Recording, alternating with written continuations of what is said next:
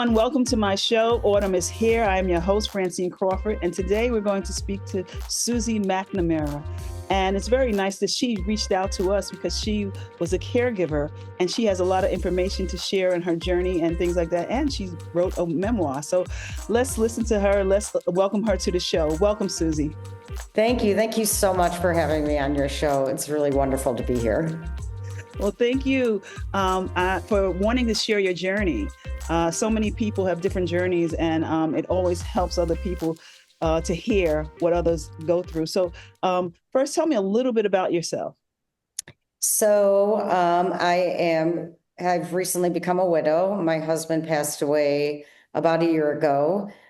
He suffered from early onset Alzheimer's, and which is what the memoir is basically largely focused on.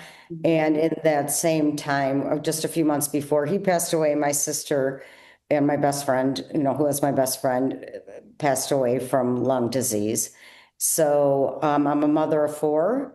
I was a former attorney, and I've written my whole life and my whole career, but this is my first book, so it's very exciting.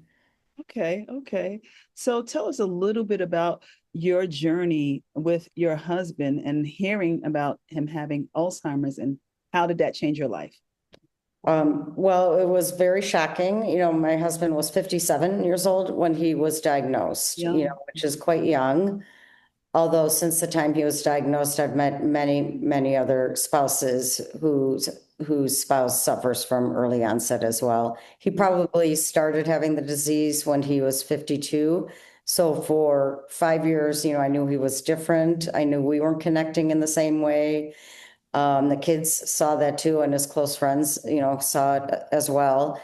And finally, the symptoms got to be so pronounced that there was no denying that there was medical reasons. So he went to see the doctor, got an MRI, was diagnosed. And originally I thought he must have a brain tumor because the symptoms were so acute.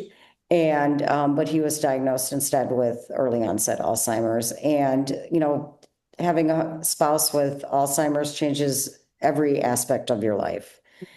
Changes your relationship because you're a caregiver instead of the spouse that you have been for many years. It changes your day to day, of course, because you're caregiving. You spend most of your time, with your spouse because my husband couldn't be left alone pretty much from the time he was diagnosed. I do work full time.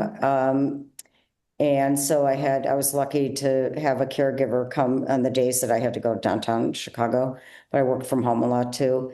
And it changes your finances because he was the primary breadwinner in our home, and he lost his job shortly after being diagnosed, which was, just added another major stress, to our household. It changes your friendships because you have to become such a different person when you're a caregiver. Your main focus my main focus was on my husband instead of on my social life, where it probably was beforehand. I had a wonderful social life, but that all changes. You don't have the time or the money or really the focus, to live that kind of lifestyle anymore.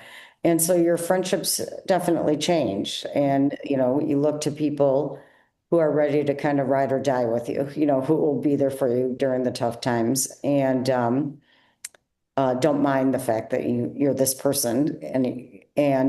So it's extremely life altering, for every caregiver. Yeah, absolutely. That's a lot to go through. Like, we don't think about that ahead of time. Right. But these things are affected. Every aspect of your life is affected. And that's very heavy. So how did you get support? Who supported you? Who helped you to, stay together and healthy? Well, before my sister got sick, she was my main source of support. And then Bob has this my husband had this incredible group of friends who really were there to walk with us, who really walked with us through the journey. We never could have survived, without that, to be honest. And I have my faith, which really kept me strong and kept me focused on the right things, helped me to block out the outside world and Mhm. just focus on our household, which needed all my focus. And those were the things that really, really kept us strong and kept us going, the kids and I, and Bob. I love that because, Mhm. sometimes we expect things to come through different ways and they come another way. And sometimes of course, you Mhm. get medical information that supports you and helps you and things like that, in your family. But sometimes it's your friends, you know, Right. and sometimes it's your faith. It's outside of, the medical field. You need something more. You need a little bit of You. everything to help you get through this.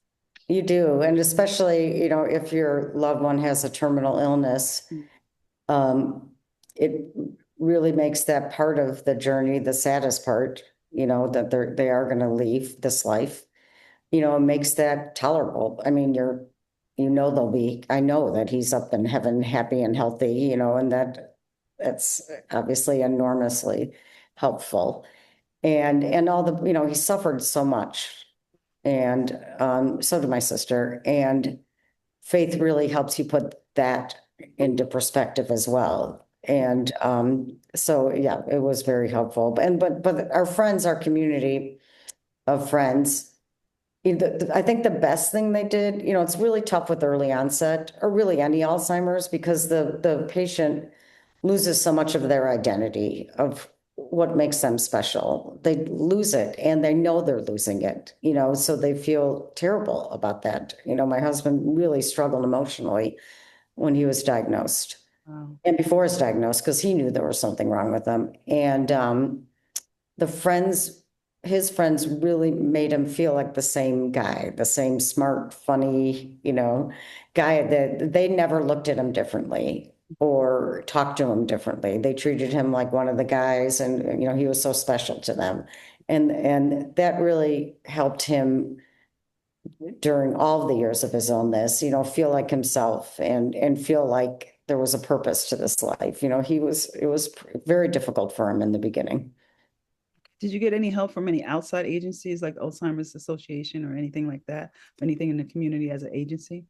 You know, first of all, we had a really wonderful neurologist who had no experience with the specific kind of Alzheimer's that Bob had. But the great thing about him is he was willing to learn, Mhm. and I think I joined a Facebook group that's a community of people who care for somebody with about a specific kind. So I had all this information and the doctor I'd say, Bob had some kind of like he had a seizure. And the doctor said, well, that's not part of, Alzheimer's. And I said, well, actually it is. And so I showed him, all the Facebook comments of people whose loved ones had had that, but so the doctor was amazing. A friend of mine, Diana Coase, has started a organization specifically designed to help caregivers of early onset Alzheimer's. And so she was enormously support. Her husband passed away from the same thing as mine, and she recognized that caregivers of people with early onset are really struggling because a lot of the services aren't designed for them. A lot of the issues, if it's your spouse and you're in your 50s or your 60s, there are different issues. There's different marriage issues, there's different financial issues, emotional issues.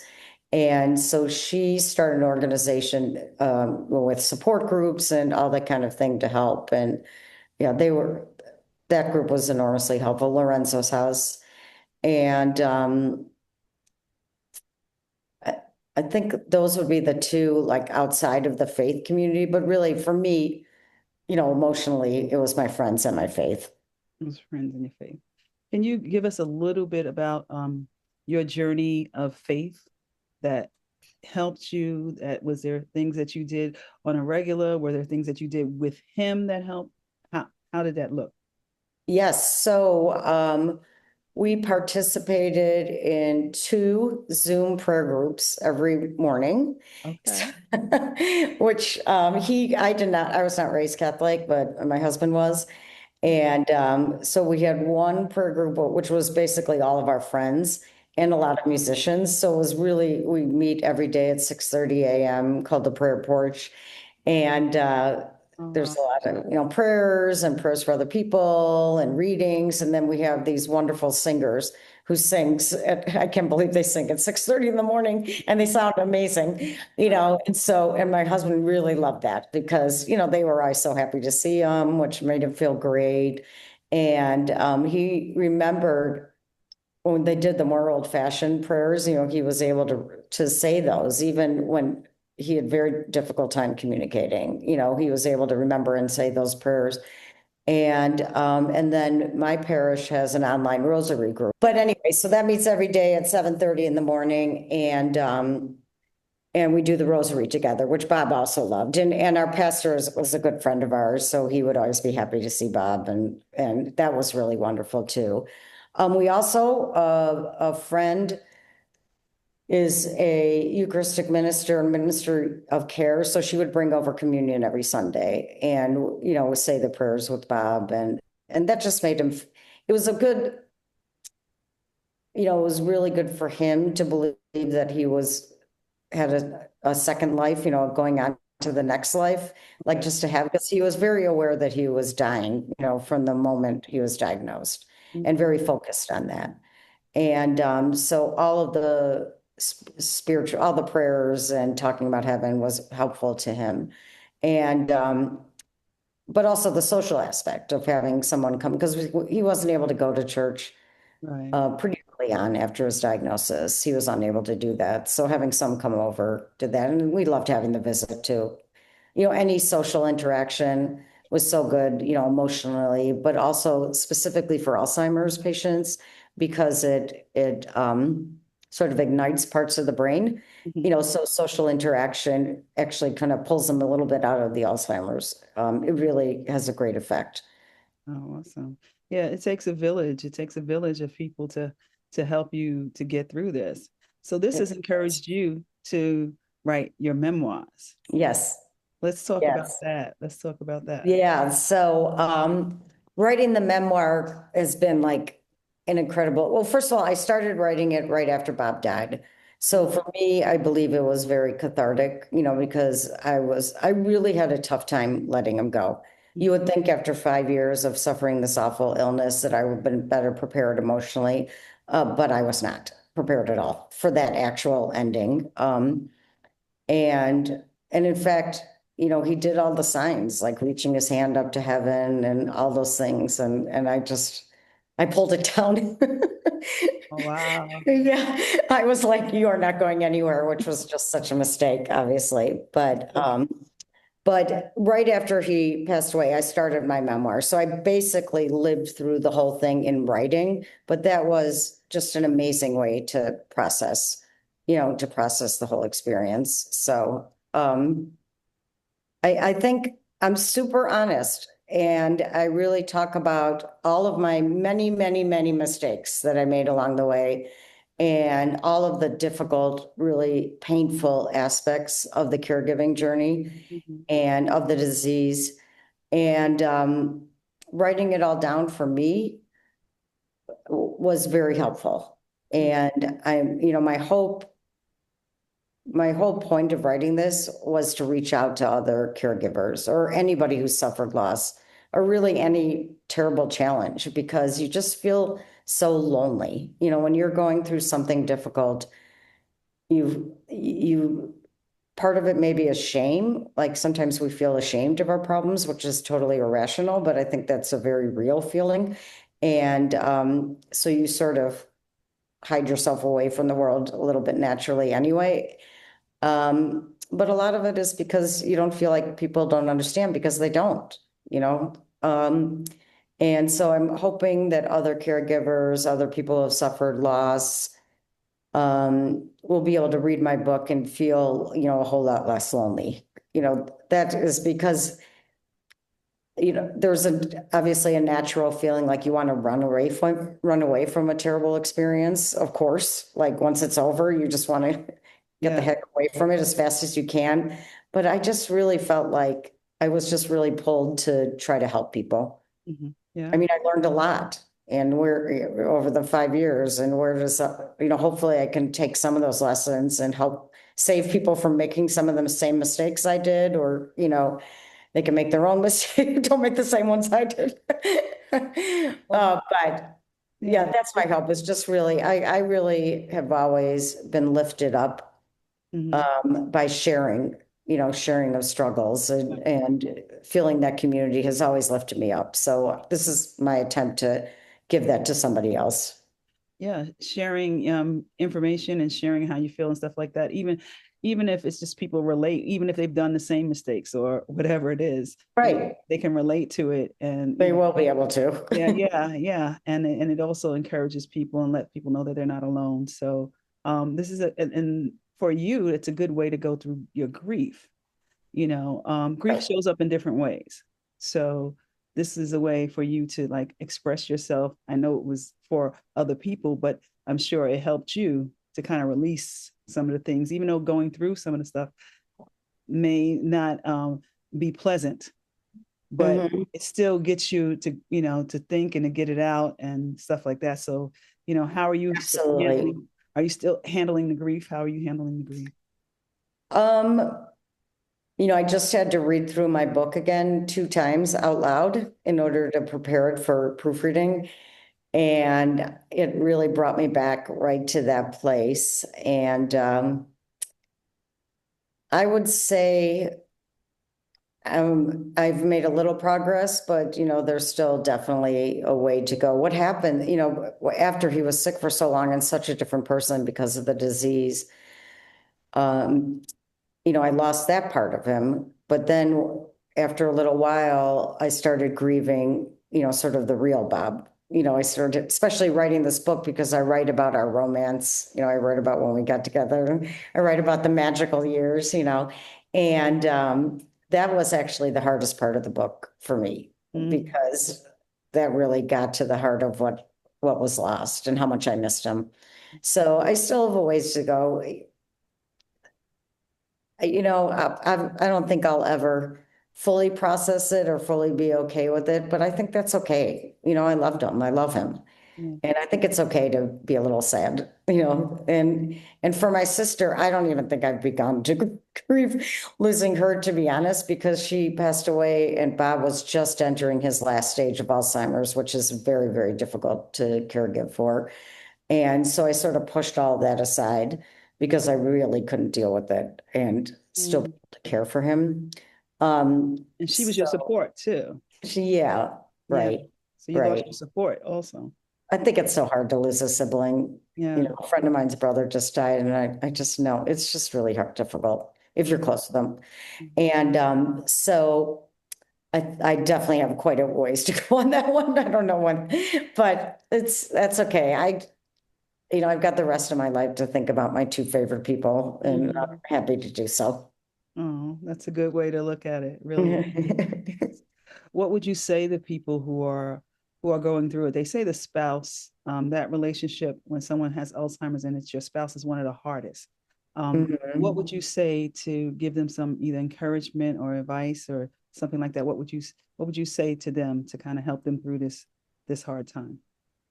Well, one thing we did that was good was we just really, the kids and I really committed ourselves to bringing some amount of joy to him every single day. And what was helpful with that is it made us really focus on the present and focus on joy, and that joy can be felt by the whole family then, and making him happy. So I really do think that that was a good strategy, because if you focus on everything that's lost, I mean, you're going to be feeling that, of course, and every day a little bit more of him is lost. But if you have to get that out of your head and just really focus. Each day was a new day, and each day was an opportunity to bring him joy. And I think that that actually really helped us. Um, it's very difficult because you're already grieving, from the moment you notice your spouse acting differently. And And every day that grief can get a little bit worse because they're less and less and less of themselves. So it's almost like you have to like mentally put yourself in the place, pull yourself out of that and just focus on today, Right. not worry about how much worse it's going to get, not worry about how much you've lost. Just focus on today and what you're going to do in that day to make him happy and make, all of you happy just in that day. Because, you've got a lot of bad days ahead of you. And if that's too much in your head, then it's just too crushing, to be honest. And there's such a gift in that. You should be proud. Another thing, I say this at the end of my book, and I really do believe this is every caregiver who is caring for somebody with a difficult disease like Alzheimer's or any of the many, many really difficult diseases, those days are long and they're hard, Yeah. for a lot of reasons. But if you can get through that, I mean, you deserve to pat yourself on the back. Give yourself that pat on the back. You're not going to have, everybody says like, oh, you got to do something for yourself. And, maybe you don't have time I, and maybe you don't have the money, because all your money is spent taking care of them or for whatever reason. But you do have the time and the resources to just give yourself a pat on the back, congratulate yourselves. You're a warrior. Those are hard, hard days that most people that have a really difficult time enduring, and you're enduring it day after day after day. I mean, you deserve all the praise in the world. Whoever, whatever caregiver there is out there, like give yourself that pat on the back. I mean, I think if you can do that, bring your loved one joy and give yourself the pat on the back, then you are doing really great. okay. Awesome.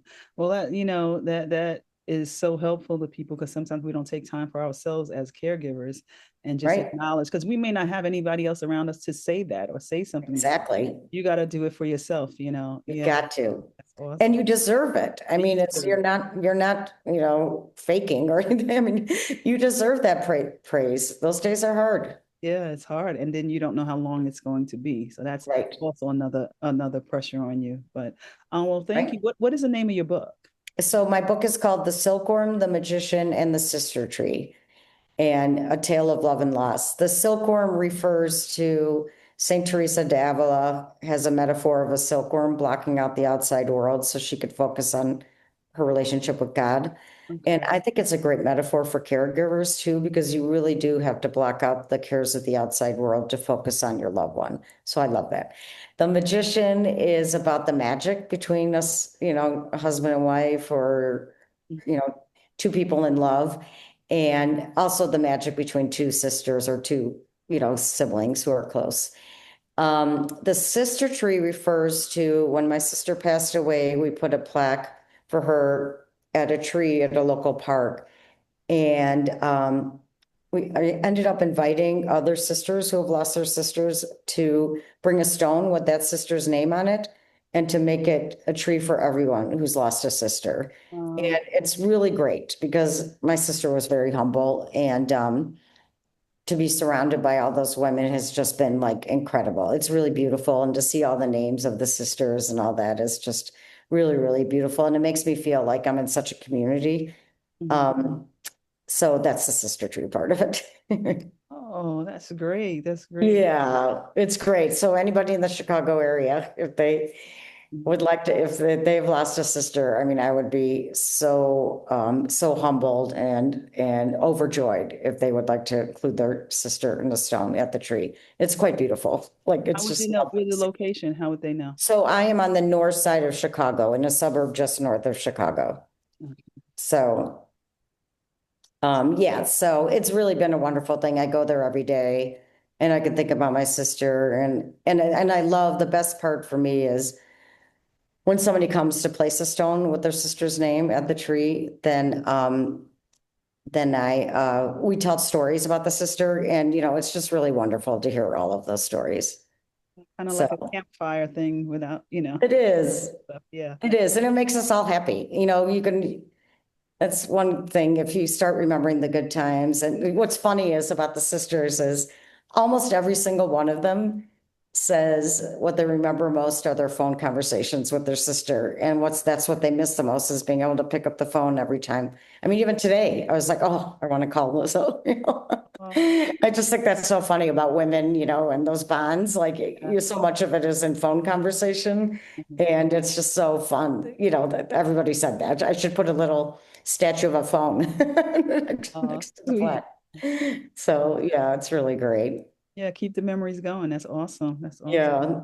So, but thank you so much for sharing with us. Oh my gosh, I'm so happy to be here. It's really been delightful to speak with you.